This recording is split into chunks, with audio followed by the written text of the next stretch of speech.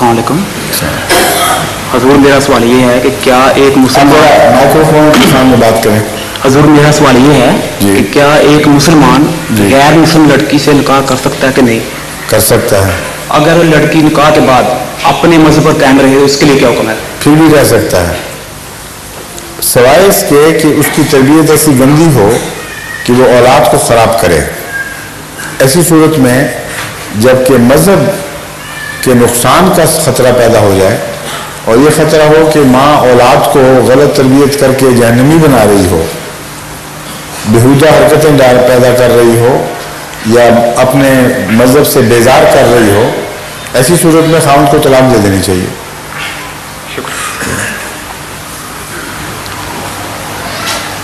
السلام علیکم.